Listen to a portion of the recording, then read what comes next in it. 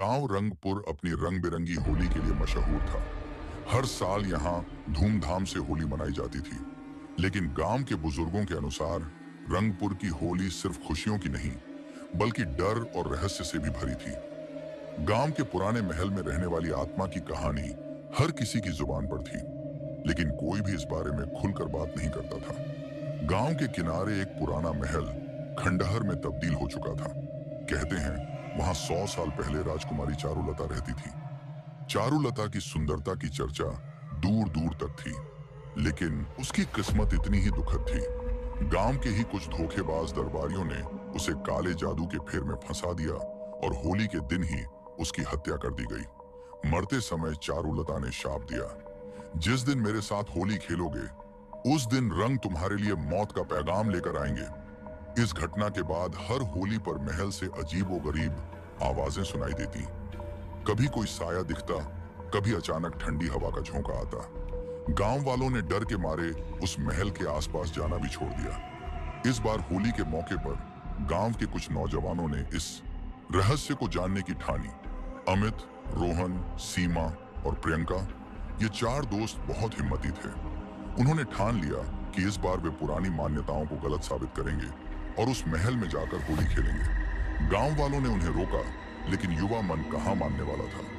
उन्होंने रात के समय महल में जाने का फैसला किया, जब गांव के लोग होली के जश्न में डूबे होते। रात के करीब 12 बजे चारों दोस्त रंगों और गुलाल से भरी थैलियां लेकर महल में पहुंचे। महल अंदर से उतना ही डरावना था जितना बाहर से दिखता था। जैसे ही उन्होंने रंग हवा में उछाला, अचानक ठंडी हवा चलने लगी, दीवारों पर साए घूमने लगे और एक अजीब सी हंसी की आवाज गूंजने लगी। तुमने मेरी होली खेली, अब तुम मेरी बदले की आग में जलोगे। चारों दोस्त घबरा गए। प्रियंका के हाथ से रंगों की थैली गिर गई। तभी हवा में लाल रंग का एक तूफान उठा और चारों के चारों उसमें फंस गए।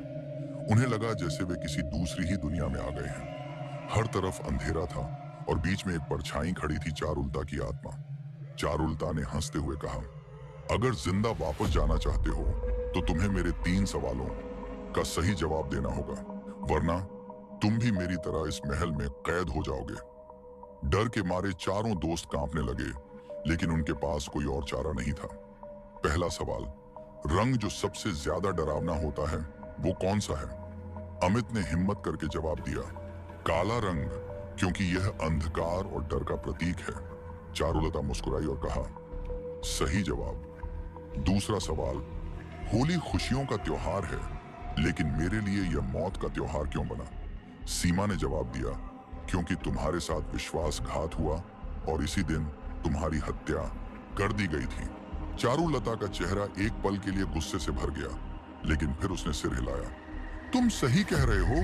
तीसरा सवाल, अगर तुम्हें अपनी जान बचानी है तो यह बताओ कि मुझे मुक्ति कैसे मिलेगी? यह सवाल बहुत कठिन था। चारों दोस्त सोच में पड़ गए। रोहन ने झिझकते हुए कहा, अगर हम तुम्हारे कातिलों की असली पहचान बता दें और तुम्हें न्याय मिल जाए तो शायद तुम्हारी आत्मा को शांति मिल जाएगी। चारुलता की आंखों में आंसू आ गए। उसने सिर झुकाया और कहा, मुझे न्याय नहीं मिला, इसलिए मैं इस दुनिया में भटक रही हूँ।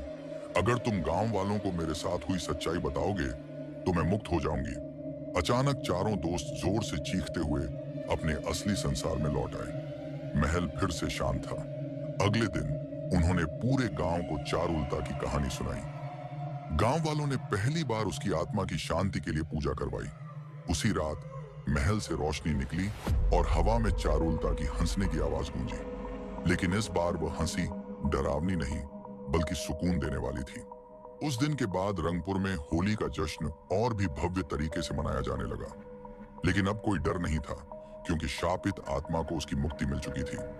होली सिर्फ रंगों का त्योहार नहीं, बल्कि अधूरी कहानियों को पूरा करने का मौका भी देती है।